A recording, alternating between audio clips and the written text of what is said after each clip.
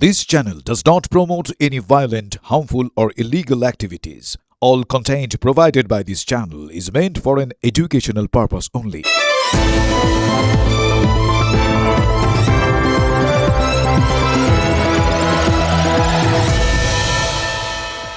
স্বাধীনতা দিবসের দিন বেঙ্গল এসটিএফ এর বড় সাফল্য। কোচবিহারের সাহেবগঞ্জ থেকে তিনজন পাক গুপ্তচরকে পাকড়াও করেছেন গোয়েন্দারা। দেখুন, এটা একদিকে যেমন বেঙ্গল এসটিএফ এর একটা বড় সাফল্য, তেমনি রাজ্যের তথা দেশের নিরাপত্তায় কিন্তু সিঁদুরে মেঘ উকি দিয়েছে। এখনো পর্যন্ত যে তথ্য আমরা পেয়েছি তাতে বলা যেতেই পারে গোটা দেশের সার্বিক নিরাপত্তা নিয়ে কিন্তু একটা দুশ্চিন্তার আশঙ্কা থেকেই যাচ্ছে। এই তিনজন মানে যাদেরকে বেঙ্গল এসটিএফ গ্রেপ্তার করেছে, এরা পাক গুপ্তচর সংস্থা আইএসআই এর চর হিসেবে এখানে কাজ করছিল, তাও একদিন দুদিন ধরে নয়, বছরের পর বছর ধরে। একবার ভেবে দেখুন। রশিদুল, নাসিরুদ্দিন, শফিকুল। দেশ যখন স্বাধীনতা উদযাপনে ব্যস্ত, তখনই পশ্চিমবঙ্গের কোচবিহারের সাহেবগঞ্জ ও কিষানগঞ্জ থেকে ধৃত তিন সন্দেহভাজন পাকচর। কোচবিহার থেকেই কি অপারেশন চলছিল আইএসআই এর? গ্রেপ্তারির পর গুরুত্বপূর্ণ হয়ে উঠেছে কোচবিহারের ভৌগোলিক অবস্থানটা। কোচবিহার শহর থেকে বাংলাদেশ সীমান্ত মাত্র ৩৫ কিলোমিটার দূরে, অসম সীমানা ২০ কিলোমিটার দূরে। সূত্রের খবর, ধৃতরা আইএসআই এর এজেন্ট হিসেবে কাজ করছিল। ঠিক কী কাজ করছিল রশিদুল, নাসিরুদ্দিনরা? সূত্রের খবর, ভুয়ো নথি দেখিয়ে দেশ থেকে সিম তুলছিল সন্দেহভাজনরা। তারপর সূত্রের খবর, সেই সিম বাংলাদেশ হয়ে পাঠানো হচ্ছিল পাকিস্তানে। গোয়েন্দা সূত্রের খবর, বাংলাদেশ থেকে ভারতীয় সিম সংগ্রহ করত আইএসআই এর এজেন্ট। সূত্রের খবর, সেই সিমগুলো পাকিস্তানের পাঞ্জাব প্রদেশে পাঠানো হতো। গোয়েন্দাদের প্রাথমিক অনুমান, সেই সিম আইএসআই হানি ট্র্যাপের ক্ষেত্রে ব্যবহার করত। কিছুদিন আগেই হাবড়া থেকে পাকড়াও করা হয়েছিল রানা রউফ নামে সন্দেহভাজন এক পাক জঙ্গিকে। কলকাতার তপসিয়ায় ঘাপটি মেরে নেটওয়ার্ক চালাচ্ছিল বলে অনুমান গোয়েন্দাদের। রউফকে জেরা করে তপসিয়া থেকে ধরা হয় রউফের এক সহযোগীকেও। রউফের সঙ্গে কোচবিহারের ধৃতদের কোনো যোগসূত্র আছে কিনা খতিয়ে দেখা হচ্ছে সেটাও। তবে কোচবিহার থেকে কলকাতা যেভাবে গত কয়েক মাসে একের পর এক সন্দেহভাজন জঙ্গির কার্যকলাপ ধরা পড়ছে, তাতে সন্ত্রাসবাদীদের নতুন মডিউল ও নয়া করিডোরের ভাবনা মোটেও উড়িয়ে দেওয়া যাচ্ছে না। Bureau report, TV9 Bangla. আচ্ছা, পশ্চিমবঙ্গে জঙ্গি জাল কতটা বিস্তৃত বলুন তো? বিগত 16 দিনে 8 জনকে গ্রেফতার করা হয়েছে। একবার যদি আমরা হিসেবটা দেখি, গত 6 মাস ধরে রাজ্যের বিভিন্ন প্রান্ত, উত্তর থেকে দক্ষিণ, বিভিন্ন এলাকা থেকে কোথাও জঙ্গি সন্দেহে গ্রেফতার, তো কোথাও পাক গুপ্তচর সন্দেহে গ্রেফতার। আর যাদেরকে গ্রেফতার করা হচ্ছে তাদেরকে জেরাতেই তদন্তকারীরা খুঁজে পাচ্ছেন যে এই জালটা আরও অনেক দূর বিস্তৃত। সুতরাং যারা জালে তারা তো ঠিক আছে, তারা ধরা পড়েছে, তারা তদন্তকারীরা সেই বিষয়টাকে খতিয়ে দেখছেন। কিন্তু যারা এখনো ধরা পড়েননি, যারা এখনো আমার আপনার সঙ্গে মিশে রয়েছে, ভাবুন একবার পরিস্থিতিটা কোন জায়গায় এখন। 16 দিন, 4 জেলা, 8 জন গ্রেপ্তার। বাংলায় জঙ্গি জাল কতটা বিস্তৃত? আপাতত শেষ 16 দিনের পরিসংখ্যানটাই বলে দিচ্ছে কতটা ছড়িয়ে ছিটিয়ে রয়েছে সন্দেহের বীজগুলো। শুধু শেষ 16 দিনই নয়, পরিসংখ্যান বলছে শেষ 6 মাসে মুর্শিদাবাদ, বর্ধমান, হাবড়া, কোচবিহার, উত্তর 24 পরগনা থেকে কলকাতা একের পর এক জঙ্গি সন্দেহে গ্রেপ্তারি, নয়তো পাক গুপ্তচর সন্দেহে পাকড়াও চলছে লাগাতার। বেশ কয়েক বছর ধরেই প্রশ্ন উঠছিল, বাংলা কি ক্রমশ জঙ্গি নেটওয়ার্ক বৃদ্ধির মসৃণ ভূমি হয়ে উঠছে? প্রশ্নটাকে জোরালো করে তুলছে গত কয়েক মাসের গ্রেপ্তারিগুলো। একদিকে যেমন বাংলার এসটিএফ এর সাফল্য, আর একদিকে উকি দিচ্ছে সিঁদুরে মেঘ। 10ই ফেব্রুয়ারি 2026 মুর্শিদাবাদ থেকে ধৃত জুহাব শেখ। বাংলাদেশ পাকিস্তানের সিম পাঠানোর অভিযোগে গ্রেপ্তার জুহাব। 22শে ফেব্রুয়ারি 2026 মুর্শিদাবাদ থেকে জুহাবের সঙ্গী সুমন শেখ ধৃত। সুমনও সিম পাচারে অভিযুক্ত। 31শে জুলাই 2026 পূর্ব বর্ধমান থেকে ধৃত মোহাম্মদ হামিম মণ্ডল। জৈশে মোহাম্মদের সঙ্গে যোগাযোগ থাকার অভিযোগ হামিমের বিরুদ্ধে। 3রা আগস্ট 2026 হাওড়া থেকে ধৃত আদিত্য সিং ওরফে রাজ হামিম মণ্ডলের সহযোগী এবং মন্ত্রী উমেশ রায়ের গতিবিধি নজর রাখার অভিযোগে তাকে ধরা হয়। একই দিনে ধরা পড়েছিল হামিমের আরও এক সহযোগীও। হাবড়া থেকে ধৃত রানা রউফ খালিদ পাক নাগরিকের কাছে মিলেছে সামরিক পরিকাঠামো সংক্রান্ত বহু তথ্য।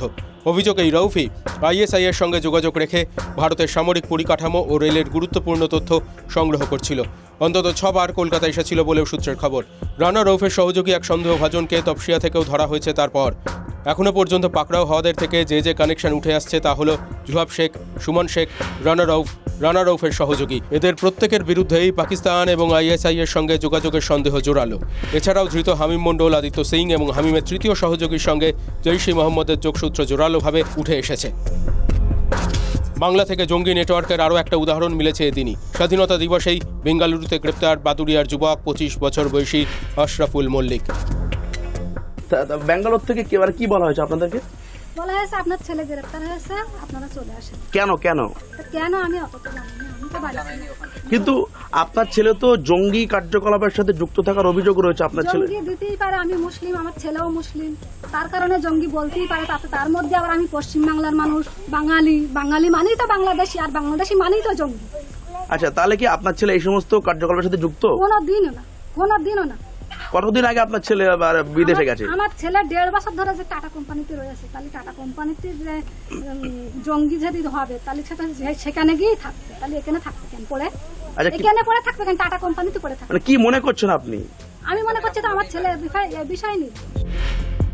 বেঙ্গালুরু পুলিশ দাবি করছে 2025 থেকে বেঙ্গালুরুতে বেসরকারি সংস্থায় নিরাপত্তারক্ষীর কাজ করত আশরাফুল। নিরাপত্তারক্ষীর কাজের আড়ালে জঙ্গি কার্যকলাপ চালানোর অভিযোগ রয়েছে তার বিরুদ্ধে। আফগানিস্তান যাওয়ার আগেই আশরাফুলকে গ্রেপ্তার করা হয়েছে বলে খবর। বিশ্বরূপ বিশ্বাস এবং সুজয় পালের রিপোর্ট, TV9 বাংলা। পাকচর শফিকুল নিজের শ্বশুর বাড়িকেই কি ডেরা বানিয়ে ফেলেছিল? তার কারণ এখন প্রশ্নটা উঠছে, এসটিএফ এর স্ক্যানারে রয়েছে শফিকুলের শ্বশুর বাড়ি পাঞ্জিপাড়ায়। তার শ্বশুর বাড়িতে নজরদারি চলছে কেন? দেখুন, ইতিমধ্যে অনেকগুলো প্রশ্ন এগিয়ে ঘোরাফেরা করছে, কিন্তু তার স্ত্রী, যার সঙ্গে 12 বছরের দাম্পত্য সম্পর্ক, তিনি জানতেন না শফিকুলের বাড়ি কোথায়। কেন সীমান্তবর্তী এলাকায় ঘাঁটি গেড়েছিল পাকচর শফিকুল? এই প্রশ্ন উঠছে কারণ উত্তর দিনাজপুরের পাঞ্জিপাড়ায় শফিকুলের শ্বশুর বাড়ি। ধৃত শফিকুলের বাড়ি আবার বিহারের কিষানগঞ্জে। এই পাঞ্জিপাড়াতেই ক্যাম্প রয়েছে বিএসএফ এর। কিষানগঞ্জের পার্শ্ববর্তী এলাকায় এই পাঞ্জিপাড়া। আমি ভৌগোলিক অবস্থানটা একটু বোঝানোর চেষ্টা করব, ক্যামেরা পার্সনকে বলবো দেখানোর জন্য।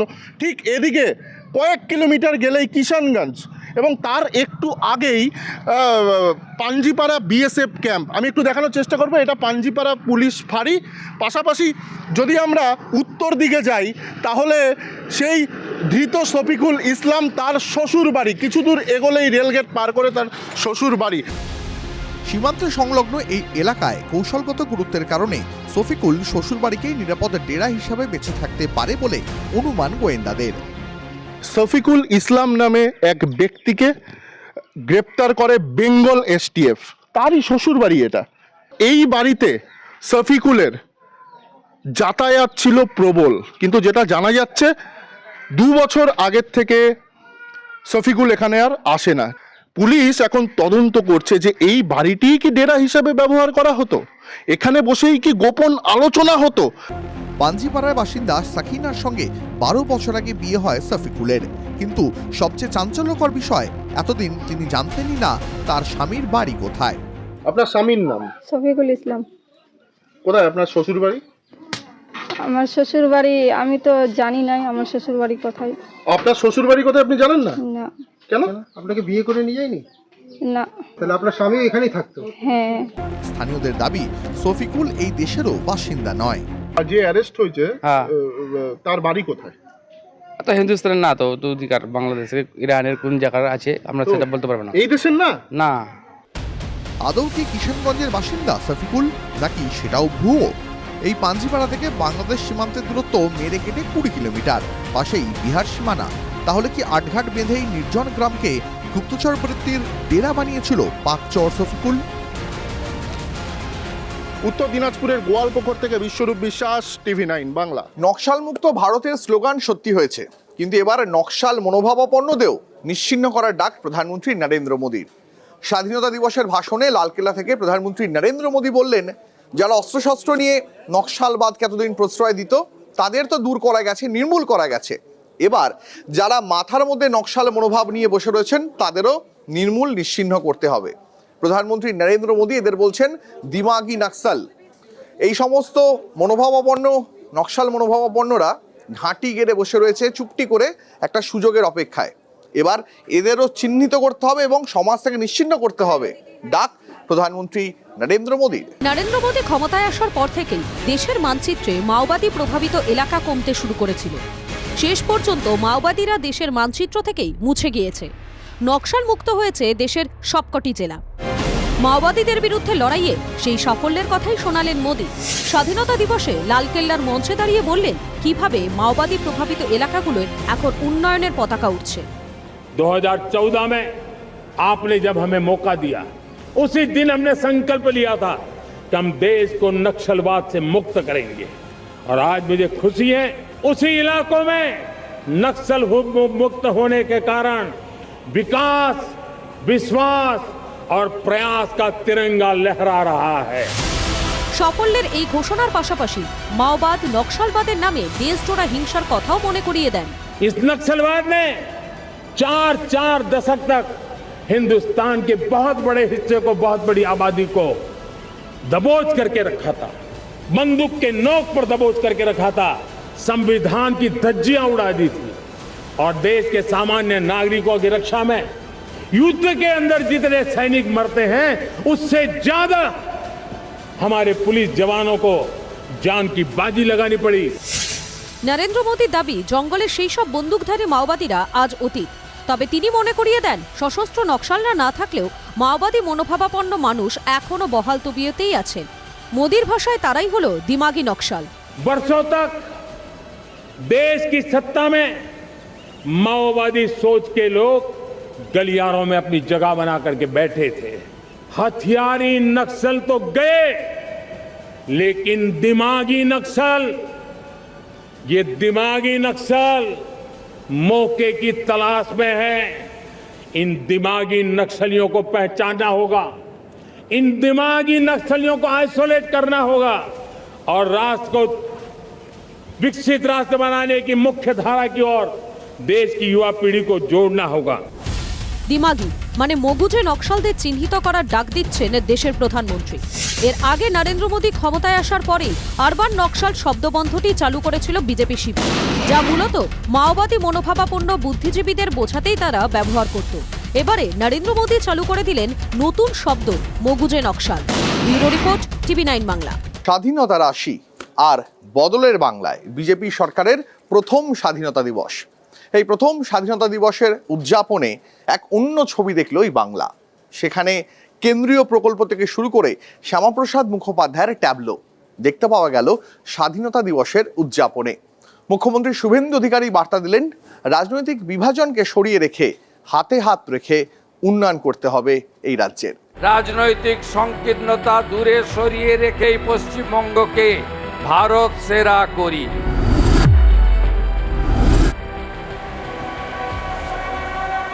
স্বাধীনতার 80, ধুতি পাঞ্জাবি, গলায় তেরঙ্গা উত্তরীয়। স্বাধীনতার 80তম বর্ষে প্রথমবার মুখ্যমন্ত্রী হিসাবে জাতীয় পতাকা উত্তোলন করলেন শুভেন্দু অধিকারী।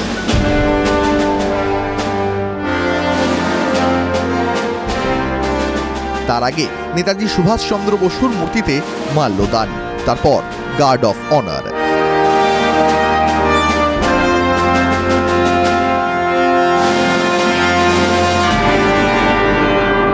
রেড রোডে কুচকাওয়াজে ছিলেন কলকাতা পুলিশ, রাজ্য পুলিশ, বিএসএফ, স্থল, নৌ ও বায়ুসেনার জওয়ানরা।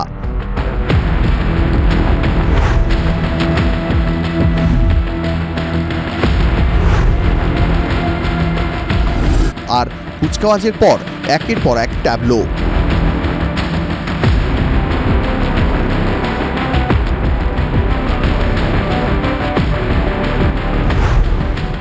পশ্চিমবঙ্গের ইতিহাসে প্রথমবার 125তম জন্মবার্ষিকী উপলক্ষে তথ্য ও সংস্কৃতি দফতরের ট্যাবলোতে উঠে এলো শ্যামাপ্রসাদের ছবি। ডক্টর শ্যামাপ্রসাদ মুখোপাধ্যায় এবং স্বামী প্রণবানন্দের ঐকান্তিক প্রচেষ্টায় আমাদের ভারত ভক্তি কার্যত হয়েছিল। এটা সঠিক না, এটা সঠিক না, ঠিক না। এটা একই সঙ্গে স্বাধীনতা দিবসের মঞ্চে এবার রাজ্যে প্রকল্পের পাশাপাশি জায়গা করে নিল কেন্দ্রীয় প্রকল্প। পিএম পোষণ, আয়ুষ্মান ভারত, বিকশিত ভারত, নেশামুক্ত ভারত, প্রধানমন্ত্রী সূর্য ঘরের মতো একাধিক প্রকল্পের ট্যাবলো। কর্মসংস্থান, নারীর ক্ষমতায়ন, সুরক্ষা এবং রাজ্যের আইন শৃঙ্খলা পরিস্থিতিকে আরও সুদৃঢ় করে আমরা পাহাড় থেকে সাগর, জঙ্গলমহল থেকে তরাই ডুয়ার্স আমরা সর্বত্র উন্নয়ন ছড়িয়ে দিতে চাই। স্বাধীনতা দিবসের অনুষ্ঠানের এই মঞ্চে আরও এক নতুন সংযোজন, জীবন রক্ষা পদক। তারাতলার গুদামের ছাদ ভেঙে পড়ার ঘটনায় উদ্ধার কাজে যুক্ত কলকাতা পুলিশের দলকে এই পদক দেওয়ার ঘোষণা মুখ্যমন্ত্রীর। কর্মক্ষেত্রে অসামান্য অবদানের জন্য 14 জন আইপিএসকে দেওয়া হলো মুখ্যমন্ত্রীর পদক। ওরা থাকে ওধারে, সেই ওধারে থাকা ঋতব্রত শিবিরে কি পা বাড়াচ্ছেন কুণাল ঘোষ? তার কারণ ঋতব্রত শিবিরের স্বাধীনতা দিবসের অনুষ্ঠানে হঠাৎ করেই তিনি হাজির। কিন্তু কেন হাজির? শুধু হাজির হলেন সেখানেই শেষ হয়নি, শহীদ বেদিতে ফুল দিলেন, বক্তৃতাও দিলেন। সে কারণে প্রশ্নটা উঠছে, যদিও কুণাল ঘোষ ব্যাপারটা সম্পূর্ণভাবে উড়িয়ে দিয়েছেন। তিনি বলছিলেন তিনি সেই রাস্তা দিয়ে যাচ্ছিলেন, তাই হঠাৎ করেই সেখানে যান। কাকতালীয়? বিজেপি বলছে পুরোটাই পূর্ব পরিকল্পিত।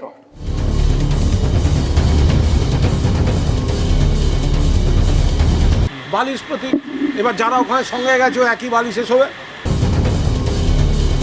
আর কি মাধ্যমিক বোধহয় পাশ করেছিলেন সম্ভবত, 3 বছর জেল খাটা প্রিজন ভ্যান বাজানো আসামি।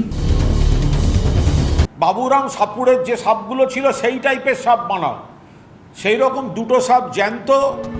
সেদিনও কুণালবাবুর মুখে বাবুরাম সাপুরে। আর স্বাধীনতা দিবসে মেট্রোপলিটনের শটান সেই ঋতব্রত শিবিরের কর্মসূচিতেই কালীঘাট তৃণমূলের মুখপাত্র। হচ্ছে তাকে নিশ্চয়ই সম্মান দেওয়া হয়েছিল, তখন তিনি খারাপ কথা বলেননি। তাকে বিজেপিও সাংসদ করেছিল, তখন তিনি খারাপ কথা বলেননি। কিন্তু নেতাজি সুভাষচন্দ্র বসুকে যে পরিমাণে অপমান তিনি করেছেন, তাকে শুধুমাত্র লোক দেখানো, ক্ষমা চাওয়া বা একটা এফআইআর করা নয়, তাকে গ্রেফতার করতে হবে। এ যাবৎকালে এমন ছবি দেখেছেন কি? কালীঘাট তৃণমূলের কুণালবাবু বলছেন আর ঋতব্রত শিবিরের চন্দ্রিমা ভট্টাচার্য, বিপ্লব মিত্র, অরূপ রায়রা দাঁড়িয়ে দাঁড়িয়ে শুনছেন। অথচ জুলাই মাসে মেট্রোপলিটনের এই পার্টি অফিস দখল ঘিরে 2 শিবিরের লেগে গিয়েছিল। দিকে মমতা বন্দ্যোপাধ্যায়ের ব্যানার দেওয়া তৃণমূল ভবন লেখা রয়েছে, ঠিক তার পাশেই যে দেওয়াল রয়েছে সেখানে কিন্তু আবার অল ইন্ডিয়া তৃণমূল কংগ্রেস এবং সেখানে চেয়ারম্যান হিসেবে অরূপ রায়। 1 মাস পর সেই ঋতব্রত পন্থীদের দখলে থাকা পার্টি অফিসে কুণালবাবু বললেন আর সকলে দাঁড়িয়ে দাঁড়িয়ে শুনলেন। ঋতব্রত শিবিরের কাছাকাছি বেলেঘাটার বিধায়ক। কালে গেছিলাম তৃণমূল ভবনে তপসিয়ায়, আমি তো ওই রাস্তা দিয়েই ফিরি মেট্রোপলিটন, তো মেট্রোপলিটনে তখন আমি ওখানে দেখি যে ওই পুরনো বাড়িটায় দরজা খোলা এবং পতাকা তোলা হচ্ছে, ওরা দাঁড়িয়ে। আমি যাই, তার কারণ আমি তো ওখানকার বিধায়ক, ওটা তো আমার কনস্টিটুয়েন্সি। তারা একটু বিস্মিত হন বটে। বিস্মিত রাজনীতিও নিজের বিধানসভা কেন্দ্র বলেই মেট্রোপলিটনের পার্টি অফিসে, নাকি ঋতব্রত শিবিরের কাছাকাছি কুণাল ঘোষ? বলছে সে ওইখান দিয়ে হঠাৎ করে যাচ্ছিল, এটা কোইন্সিডেন্ট। এই সব পূর্ব পরিকল্পিত, সব প্ল্যান, এটা কখনোই কোইন্সিডেন্ট হতে পারে না। স্বাধীনতা দিবস সবাই পালন করতে পারে, কিন্তু তাই বলে ঋতব্রত শিবিরে কুণাল ঘোষ সেটা কোইন্সিডেন্ট, এটা হতে পারে না। তাহলে নিছক কাকতালীয় নয়, নেপথ্যে অন্য খেলাই দেখছে বিজেপি। আমি রেড রোডে ছিলাম, তো এটা আলোচনা হচ্ছিল যে কুণালবাবু আসলে তো বিভিন্ন জায়গায় মেসেজ করছেন, ফিলার পাঠাচ্ছেন, বার্তা পাঠাচ্ছেন, আমাদেরও অনেকের সঙ্গে কথা বলছেন। তো এবারে মনে হলো আজকে যেন সরাসরি এসে ফিলার পাঠাতে চাইলেন। তো সরাসরি এসে ফিলার পাঠাতে চাইলেন। নিয়ম করে রোজ রোজ বিরোধী দলনেতাকে আক্রমণ করেন কুণালবাবু, আর স্বাধীনতা দিবসে তিনি আবার ঋতব্রত শিবিরের কর্মসূচিতে। তারপরে আমি চলে যাচ্ছিলাম, ওনারা আমাকে একটু বক্তৃতা দিতে বলেন।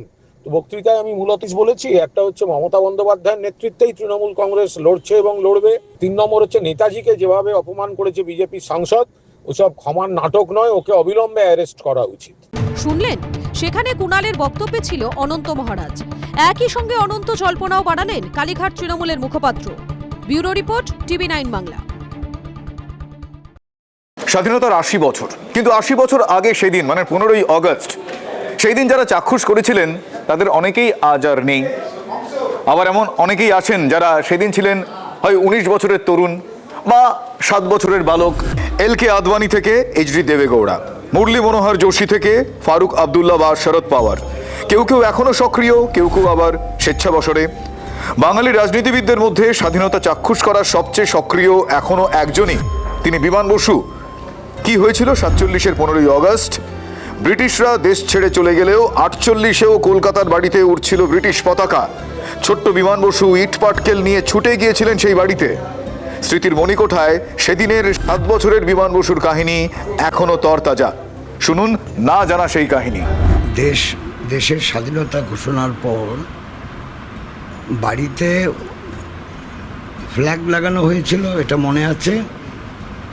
আর খাওয়া দাওয়া হয়েছে।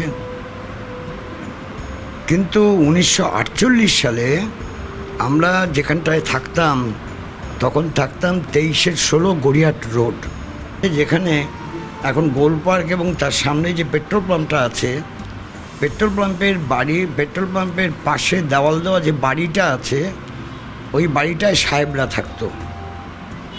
তারা ইউনিয়ন জ্যাক উড়িয়ে দিয়েছিল। সেটাতে অনেকে দেখে হই হই করে গেছে। আমরা তখন তো ছোট বয়স, অল্প বয়স, তখন মানে 7+। তা আমরা সবাই ছুটলাম, সেই ইট পাটকেল মারা হলো। তারপর পুলিশ আসলো, তারপর ওই ইউনিয়ন জ্যাকটাকে নামিয়ে ফ্ল্যাগ তোলা হয়েছিল, আমাদের তেরাঙ্গা ফ্ল্যাগ তোলা হয়েছিল, জাতীয় পতাকা তুলে দেওয়া হয়েছিল। এইটা মনে আছে যে মানে হুলস্থুল কাণ্ড সব। আমরা সব মানে কিষ্কিন্দা বাহিনী, তখন তো আমি ছোট, কিষ্কিন্দা বাহিনী বলতাম আমরা কিষ্কিন্দা বাহিনীরও বড়দের সাহায্য করেছি। মানে তারা বাধ্য হয়েছে পরে, সেটা ইট পাটকেল ছোড়া হয়েছিল। এটা মনে আছে। কেন তারা ইউনিয়ন জ্যাক তুলবে? দেশ স্বাধীন হয়েছে। তারপর তারা ওই বাড়ি থেকে চলে যায় স্বাধীনতার পরের বছরও হই হই করে হয়েছে। আর তখন স্কুলে ভর্তি হয়েছি। স্কুলে স্বাধীনতা দিবসে যেতাম, সকালবেলা খাবার দিত, এটা মনে আছে, মানে লাড্ডু দিত। 1947-এর 15ই আগস্ট দিনটা আজও চোখের সামনে ভেসে ওঠে শিবনারায়ণ সেন এবং দেবীপ্রসাদ সাহার। কতই বা বয়স হবে তখন? খুব জোর 5-6। কিন্তু আজও স্মৃতির পাতায় অমলিনভাবে রয়েছে দিনটি, স্বাধীনতা প্রাপ্তের দিন। দেখুন, এখন বয়সের ভারে অনেক কিছুই ভুলে যাচ্ছেন, কিন্তু ভোলেননি সেই দিনগুলি। আবারও সেই স্মৃতির পাতায় নজর রেখেই আজকের দিনে, অর্থাৎ স্বাধীনতা দিবসের দিন, তারা ফিরে গেলেন তাদের স্কুলে, করলেন পতাকা উত্তোলন।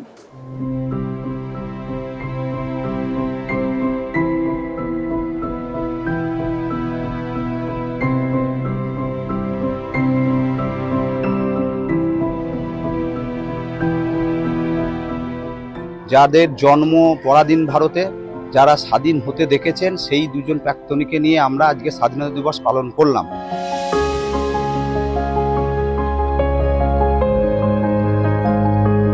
স্বাধীনতার আগে জন্ম, স্বাধীনতার সাক্ষী, সেখান থেকে দীর্ঘ পথ পেরিয়ে ফের সেই স্কুলে পা, যেখান থেকে গড়িয়েছিল জীবনের চাকা। শিবনারায়ণ সেন এবং দেবীপ্রসাদ সাহা স্বাধীনতা দিবসে হাজির দাইহাট উচ্চ বিদ্যালয়। পুরনো স্কুলে পা রাখতেই যেন চিরতরুণের দলে ফিরে গেলেন দুই প্রবীণ। কত কথা, কত স্মৃতি ফিরে ফিরে এলো।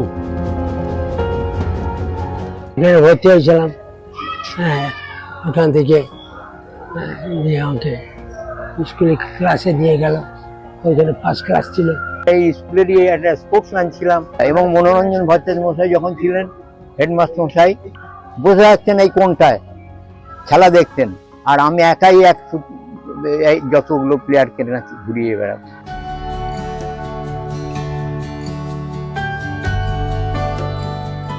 এই প্রাক্তনীদের স্কুলে আনাটা কিন্তু সহজ ছিল না, অনেক কাঠখড় পোড়াতে হয়েছে খোঁজ পেতে।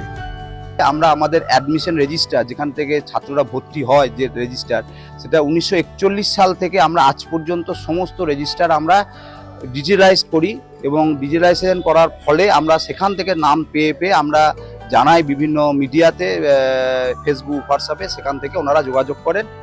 শৈশবের স্কুলে ফেরা, স্বাধীনতার স্মৃতি, জাতীয় পতাকা, এই তিনের মেলবন্ধনে দাইহাট উচ্চ বিদ্যালয় এবারে স্বাধীনতা দিবস হয়ে উঠেছিল একেবারে অন্যরকম। কৌশিক দত্তর রিপোর্ট, TV9 বাংলা।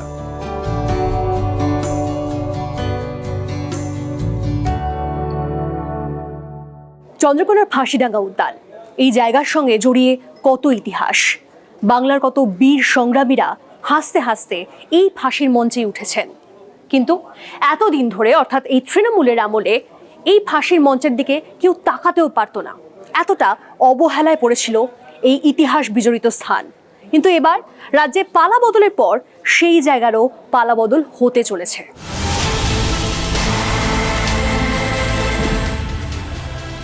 বছরের পর বছর যা হয়নি এবার হলো।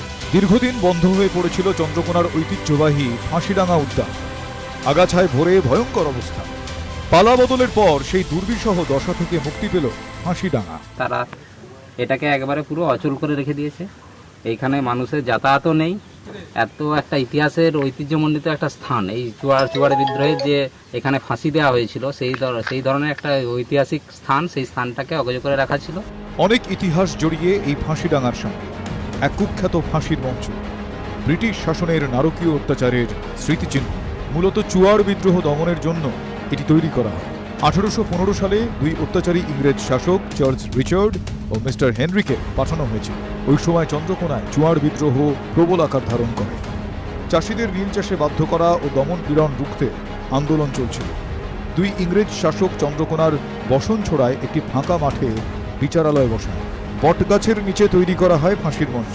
এই মঞ্চেই বিদ্রোহের নায়ক যুগল সর্দার ও কিশোর সর্দার ছাড়াও সবুজ, রাজেন, হাবুল, হাগু সহ 14 জনকে ফাঁসি দেওয়া হয়েছিল, যে জায়গা পরে ফাঁসিডাঙ্গা নামে পরিচিত হয়েছে। তৃণমূল সরকারের সময়কালে ফাঁসিডাঙ্গাকে পর্যটন কেন্দ্র হিসেবে গড়ে তোলার কথা ওঠে, কিন্তু কাজের কাজ আদতে হয়নি।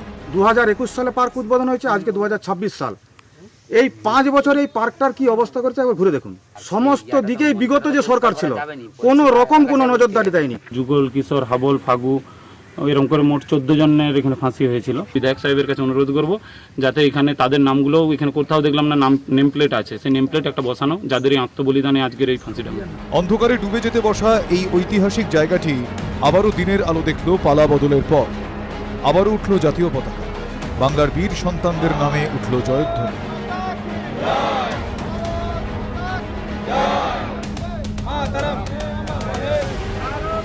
অসীম বেরার রিপোর্ট, TV9 বাংলা। সন্তানকে দুধে ভাতে রাখার স্বপ্ন দেখতেন ঈশ্বর পাটনি, বাঁকুড়ার ডামটোহরা গ্রাম। সেখানকার ঈশ্বর পাটনিরা অবশ্য দুধের ভাতের স্বপ্নটা দেখে না। তারা বলছেন ফ্যান ভাত হলেই তাদের চলবে, ফ্যান ভাত হলেই দিব্যি দুবেলা দুমুঠো তারা খেতে পারেন। দেখুন তাদের পরিস্থিতি। ফ্যান ফুটছে, ধোঁয়া উঠছে, এসে দাঁড়িয়েছে ঈশ্বরের সন্তান। ঈশ্বর কোনো এক মানুষের নাম। বাঁকুড়ার হীরাবাঁধের কাছে বাড়ি। ঠিকঠাক বললে যেখানে জঙ্গলমহলের ছায়া অনন্ত, যেখানে আম জারুলের দঙ্গল শেষে শালমহুয়ার জঙ্গল শুরু, সেখানে থাকে এই নওল শিশু। এখনই যে খিদের চোটে কেঁদে ফেলল। ভ্যাঁ করে কেঁদে ফেলা সন্তান। পিতা তার লকড়ি হাতে শশব ব্যস্ত, চুলোয় লাঠি গুজে হাড়ির ঢাকা সরায়, খুন্তি নাড়ে। এবারে দেখা দেন ঈশ্বর ব্যাধ। আমাদের চলছে ওই ঘর নয়, বাড়ি নয়, লাইন নয়, ফাইন নয়, ওই ভিজা কাটে রান্না করছে উনানে। দিন রাত যাচ্ছে, আমাদের ছেলেগুলো ভিক্ষি করে খায়। ঈশ্বর নামে এক মানুষ অভিযোগ করেন ঈশ্বরের প্রতি। তোমার চোখ নেই ঈশ্বর? গলা মেলায় জল জঙ্গল, গলা মেলান সুরাজ।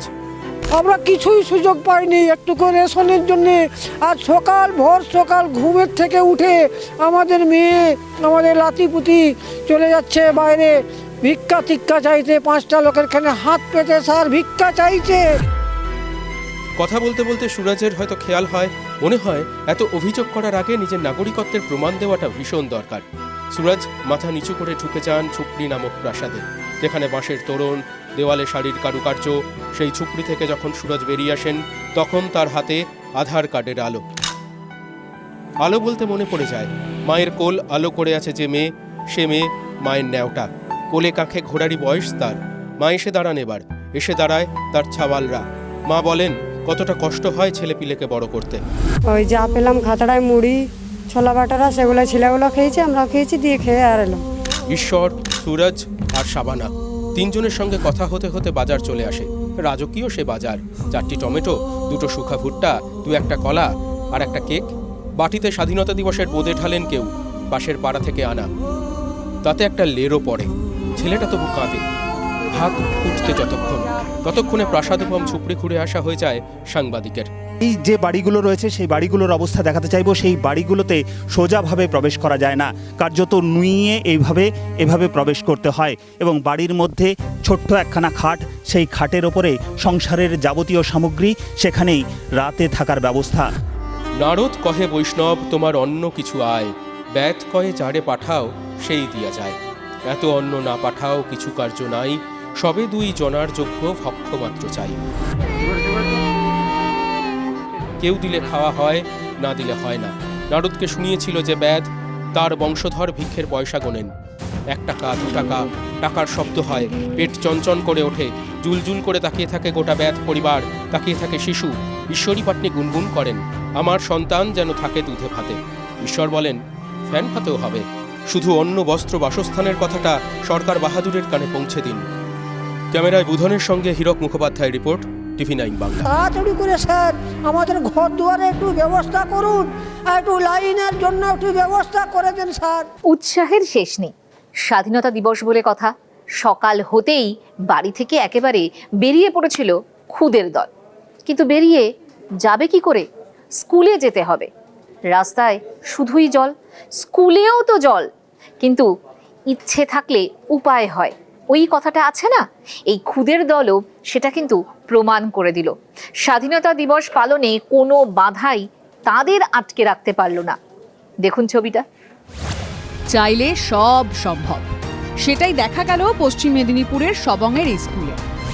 ভাসছে চারদিক, স্কুল ভেসে গেছে, চোখ ফেরালে শুধু জল আর জল। এমন অবস্থায় কি স্বাধীনতা দিবস পালন করা সম্ভব? দাঁড়ানোর মতো জায়গা তো নেই। কিন্তু চাঁদাগোবরা প্রাথমিক বিদ্যালয়ের কচিকাচাদের আটকায় কার সাধ্যি? 3টা নৌকার ব্যবস্থা করা হয়েছে বিভিন্ন জায়গা থেকে, যেহেতু গ্রামের মধ্যে রাস্তাগুলো ডুবে গিয়েছে সবই, তাই নৌকায় করে ছেলেরা এসছে এবং নৌকাতে করে দাঁড়িয়ে শহীদ বেদির সামনে তারা পতাকা উত্তোলন, জাতীয় সঙ্গীত এবং নীরবতা পালন সবই তারা নিয়মমাফিক পালন করেছে। পড়ুয়াদের ভরসা যোগান বাবা মায়েরা, পাশে ছিলেন শিক্ষকরা। শেষ পর্যন্ত সব সমস্যা পার করেই জনগণ মনোর জয়গান এই স্কুলে। নৌকাতে করে ওটা আমরা যখন ছাত্রছাত্রীদের নিয়ে এসেছিলাম তখন ওখানে পতাকা উত্তোলন হয়েছিল। স্কুলের ভিতর দেখছেন তো জল ঢুকে গেছে আমাদের, যার জন্য রাস্তায় করতে হয়েছে। গ্রামবাসী বৃন্দ সবারই একটা অন্য রকমের উৎসাহ উদ্দীপনা থাকে এবং এই বন্যা পরিস্থিতিতেও তাদের উৎসাহের কোনো খামতি নেই। নৌকোয় ভাসতে ভাসতে স্বাধীনতা দিবস পালন, মুক্তির উৎসব এভাবেও সম্ভব। দেখালো স্কুল, দেখালো এই খুদে। দেবব্রত সরকারের রিপোর্ট, TV9 বাংলা। জলপথ সীমান্ত এবং সুন্দরবনের সুরক্ষায় অতন্ত্র প্রহরী।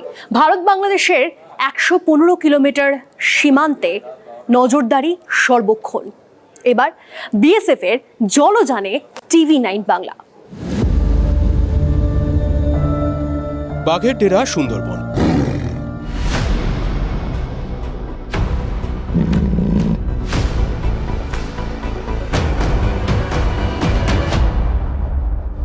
সেই বাদাবনের বাঁকে বাঁকে শুধু তো রয়্যাল বেঙ্গল নয়, ওপারের জলদস্যুরাও আছে।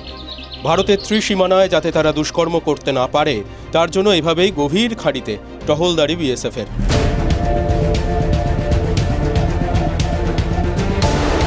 আমরা এখন যে অংশ দিয়ে যাচ্ছি সেটা সব থেকে বিপজ্জনক বলা চলে, এমনকি নজরদারির ক্ষেত্রেও একাধিক প্রতিবন্ধকতা রয়েছে। একদম সুন্দরবনের প্রত্যন্ত অংশ, তার মধ্যে আমরা ঢুকে পড়েছি, যেখানে দেখা যাচ্ছে যে কালিন্দী নদীর দুপাশে সুন্দরবন। অংশটিকে বলা হয় টাইগার জোন, অন্যদিকে ক্রোকোডাইল জোন।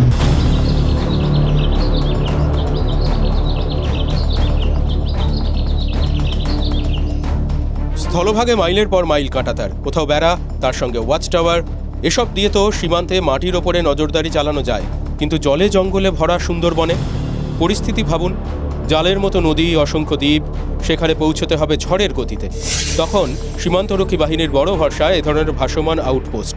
একদিকে আমাদের ভারতের সাহেবকালী বিওপি, অন্যদিকে বাংলাদেশের বিওপি। আমার সহকর্মী মাখন পাত্রকে বলবো দেখানোর জন্য বাংলাদেশের পতাকা উঠছে এবং এটাই হচ্ছে বাংলাদেশের বিওপি।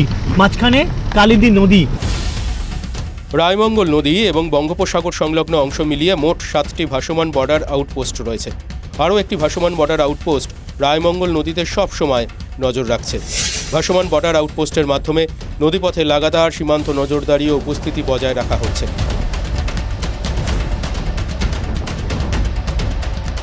জলযান ও স্পিডবোটের সঙ্গে সমন্বয় করেই ব্যবস্থা কাজ করে। যে জায়গায় আমরা দাঁড়িয়ে আছি সেই জায়গাটা হচ্ছে এই ধরনের ফ্লোটিং বিওপির একটা মস্তিষ্ক, কারণ এখানে রয়েছে কেবিন, যে কেবিনের মাধ্যমে নজর চালানো হয়। কেবিনের মাধ্যমেই এই ফ্লোটিং যে অর্থাৎ ভাসমান যে বর্ডার আউটপোস্ট সেটা চালনা করা হয়। খবর আসে, ফ্রিকোয়েন্সির মাধ্যমে তথ্য আসে, সেই খবরের মাধ্যমে কিন্তু ব্যবস্থা নেওয়া হয়, অ্যালার্ট করা হয়। সামনে তাকালেই বাংলাদেশ। কেউ যদি ওপার থেকে এপারে ঢুকে পড়ে, কিছু পাচারের চেষ্টা করে, তাই 24 ঘন্টাই পুরোদমে নজরদারি। জলপথ, সীমান্ত ও সুন্দরবনের সুরক্ষায় অতন্দ্র প্রহরী এই ভাসমান বর্ডার আউটপোস্ট। অনুপ্রবেশকারীদের কাছে জম হয়ে দাঁড়িয়ে রয়েছে বিএসএফ, আর সেটা কোথায়?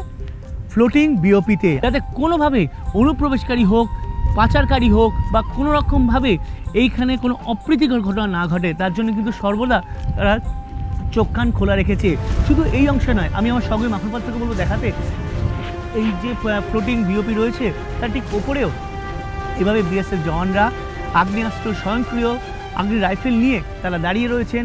ভাসমান বর্ডার আউটপোস্টের আমরা একটা অংশ দেখিয়েছিলাম যে জওয়ানরা কিভাবে স্বয়ংক্রিয় রাইফেল নিয়ে দাঁড়িয়ে রয়েছে, এবং আরও একটি দিকে আমরা এসে গেছি যেখানে জওয়ানরা আরও বেশি সতর্ক, কারণ তাদের হাতে রয়েছে মিডিয়াম মেশিন গান। সুন্দরবন থেকে ক্যামেরায় মাখন পাত্রের সঙ্গে সায়ন্ত ভট্টাচার্যের রিপোর্ট, TV9 বাংলা। স্বাধীনতা দিবসে তীব্র বিস্ফোরণে দুমড়ে গেল চাকদার দুবরা। সেখানে তৃণমূল পঞ্চায়েত প্রধানের বাড়িতে গাছ কাটতে গিয়ে জোরালো বিস্ফোরণ, আর সেই বিস্ফোরণে আহত একজন মজুর।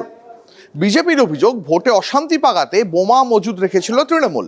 পাল্টা প্রধানের দাবি, সবটাই বিজেপির ষড়যন্ত্র। আমার মনে হয় এগুলো নির্বাচনী কাজে ব্যবহারের জন্যই এগুলোকে মজুদ করা হয়েছিল। স্বাধীনতা দিবসে নদিয়ার চাকদায় বিস্ফোরণ, তৃণমূলের পঞ্চায়েত প্রধানের বাগানে ফাটল বোমা, গাছ কাটতে এসে জখম 2 শ্রমিক। 15ই আগস্টের দুপুরে আচমকায় কেঁপে ওঠে চাকদার দুবরা পঞ্চায়েতের হাঁড়িপুকুর। এলাকার বাসিন্দারা জানিয়েছেন, প্রধান অন্নপূর্ণা বিশ্বাসের বাড়িতে গাছ কাটা চলছিল। দুপুর 1:15 নাগাদ তীব্র আওয়াজ শুনতে পান তারা। তারা যখন গাছ কাটছিলেন তারপরে কিন্তু এখানেই বিস্ফোরণ হয়, আর যে বিস্ফোরণের কারণে 2 জন জখম হন। যারা কাজ করছিলেন তাদের ছুটি পড়ে রয়েছে এবং এইখানেই বিস্ফোরণ হয়েছিল। গাছ কাটতে বোম বাস্ট হয়ে গেছে, কোন ধরনের বোমা ছিল আতঙ্ক হয়ে গেছে, ফেটে গেছে। আহত 2 শ্রমিককে ভর্তি করা হয়েছে কল্যাণীর JNM হাসপাতালে। ঘটনাস্থলে গিয়ে বিজেপি বিধায়কের অভিযোগ, এলাকায় অশান্তি পাকাতে বোমা মজুদ করে তৃণমূল। কোথা থেকে এখানে এলো, কিভাবে এলো, কবে থেকে এখানে মজুদ করা আছে, কি জায়গায় বারবার বোম ব্লাস্ট করছে, মানে আমরা আশঙ্কা করছি যে এই এলাকাটায় প্রচুর বোমা বারুদ অস্ত্রশস্ত্র এখানে আরও আছে। চাকদার দুবরা পঞ্চায়েতের টানা দুবারের তৃণমূলের প্রধান অন্নপূর্ণা, তার বাগানে কি করে বোমা এলো? পঞ্চায়েত প্রধানের ভূমিকা জানতে তাকে জিজ্ঞাসাবাদ পুলিশের। যদিও প্রধানের পরিবারের দাবি তাদের ফাঁসানো হচ্ছে। ওরা রেখে দিয়েছে, আগের থেকে রেখে ষড়যন্ত্র করেই করেছে, পুরো ষড়যন্ত্র, পার্টি কালার পুরো ষড়যন্ত্র, পুরো চক্রান্ত করে আমাদের এদের ফাঁসানো হচ্ছে। তোমার বৌদি প্রধান এই পার্টি কালার। তৃণমূলের প্রধানের বাড়ির পিছনে বোমা এলো কিভাবে? আগে থেকে মজুত করা হয়েছিল? ভোটের সঙ্গে কি কোনো যোগসূত্র রয়েছে? এমনই অনেক প্রশ্নের উত্তর খুঁজছে পুলিশ। নদিয়া থেকে মহাদেব কুণ্ডু রিপোর্ট, TV9 বাংলা। জেলার যেদিকেই তাকান চারিদিকেই পদ্মের চাষ, সব বিধায়ক বিজেপির। কিন্তু বিজেপির কিন্তু একটা আক্ষেপ ছিল যে কোনো পঞ্চায়েতে তাদের পতাকা ছিল না। এবারে সেই আক্ষেপও মিটল। কোথায়? ঝাড়গ্রামে বিনপুর দিয়ে শুরু হলো। এবার বিনপুর পঞ্চায়েত বিজেপির দখলে। শুরুটা বিনপুর দিয়ে, এরপর আর কত? পঞ্চায়েত অফিস অচল অবস্থায় ছিল, তারপরে আমাকে প্রধান হিসাবে সিলেক্ট করেছে। ঝাড়গ্রাম জেলার পঞ্চায়েত স্তরে পদ্মের ছাপ। ঝাড়গ্রামে প্রথম পঞ্চায়েত এলো বিজেপির হাতে।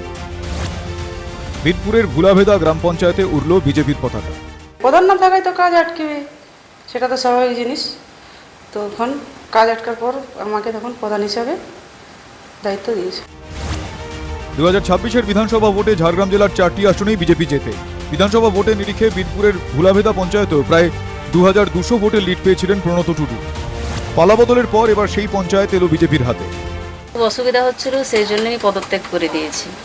আমার ওটাও আপত্তি নেই, আমি প্রধান আমি ছেড়ে দিয়েছি, যেমন আমার স্বামীর চাকরিটা আবার জয়েন হয়। 2023-এর পঞ্চায়েত ভোটে 14 আসনের ভুলাভেদা পঞ্চায়েতে 10টিতে জেতে তৃণমূল। 2টি বিজেপি, একটি সিপিএম ও একটি নির্দলের দখলে আসে। সম্প্রতি বিজেপিকে সমর্থন করে তৃণমূল, সিপিএম ও নির্দল। তার ফলে মাত্র 2 জন সদস্য নিয়েও ভোট গড়ল বিজেপি। রাজ্যে পালাবদলের পর বিজেপি সেটা নিয়ে তৃণমূলের বা আমাদের কিছু সদস্যদেরকে নিয়ে বিজেপি প্রধান গঠন করে। আগের প্রধান তো একটু দূরে ছিল, এখন একটু সামনে আছে, আমারও ভালো লাগছে আর কি। ঝাড়গ্রামের 79টি গ্রাম পঞ্চায়েতের মধ্যে ভুলাভেদা দিয়ে খাতা খুলল বিজেপি। ভুলাভেদার প্রভাব কি এবার পড়বে অন্যান্য পঞ্চায়েতে? জঙ্গলমহলে কৌতূহল বাড়ছে। ঝাড়গ্রাম থেকে তন্ময় নন্দীর রিপোর্ট, TV9 বাংলা। দেখুন, আমরা দিনের পর দিন দেখাচ্ছি আপনাদেরকে বিভিন্ন জায়গায় রাস্তার কি হতশ্রী দশা। আজ আরও একটা ছবি আপনাদেরকে দেখাবো, ঘাটালের একটি রাস্তা যেখানে বর্ষা আসলে একেবারে দুর্বিষহ হয়ে ওঠে অবস্থা।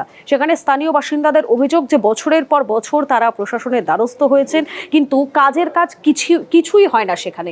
আর এই বর্ষার সময় তাদের সমস্যা, প্রত্যেক দিন এই খানাখন্দে ভরা রাস্তা দিয়েই যাতায়াত করতে হয়।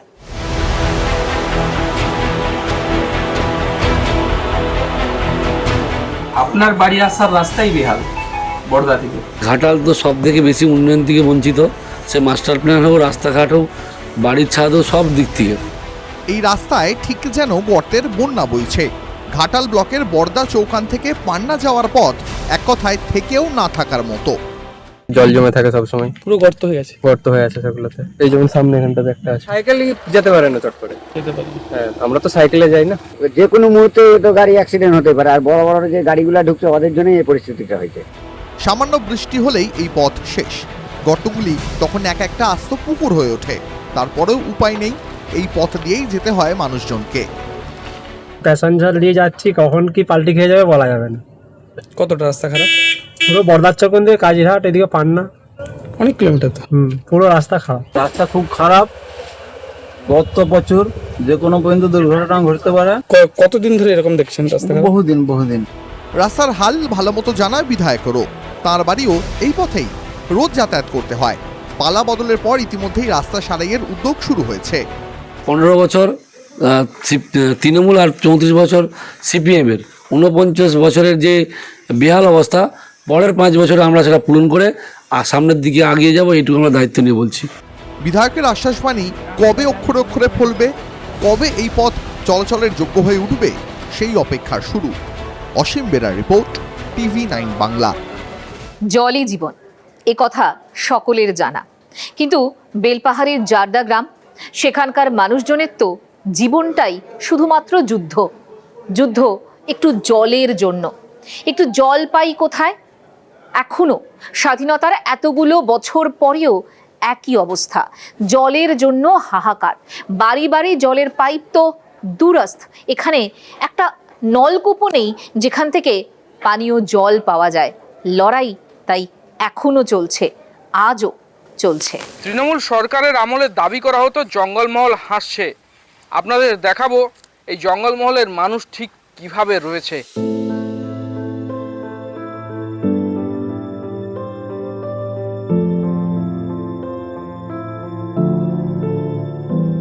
বেলপাহাড়ের প্রত্যন্ত গ্রাম জারদা, সেখানে পানীয় জলটুকু পেতেও রোজ ছুটতে হয় এই মানুষগুলোকে।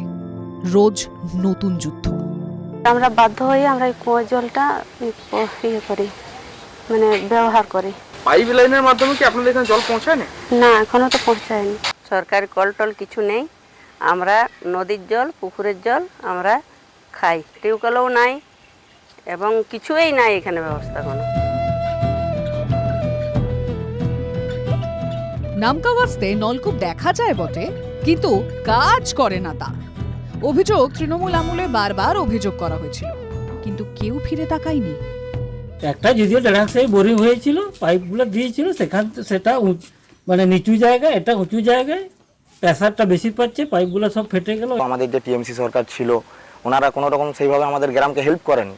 কারণ এক চোখ করে রেখে দিয়েছে আমাদের গ্রামটাকে, এক চোখ করে। এখান থেকে সেভাবে হয়তো ভোট পাননি। অভিযোগ মারাত্মক।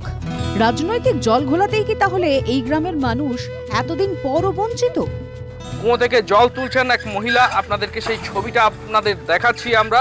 বিজেপির থেকে দাবি করা হচ্ছে 18 সাল থেকে এই বুথ তারা জিতে আসতো বলেই তৃণমূল এই বুথে উন্নয়ন করেনি। যেহেতু তৃণমূল প্রধান বারবার দাবি করা সত্ত্বেও কিছু উন্নয়নের কাজ বরাদ্দ করেনি, যেসব বুথগুলো বিজেপি জিতে রয়েছিল কিছু হয়নি। এবার রাজ্যে বিজেপি ক্ষমতায়, দিন বদলাবে কি? উত্তরের অপেক্ষায় জারদা। তন্ময় নন্দীর রিপোর্ট, TV9 বাংলা।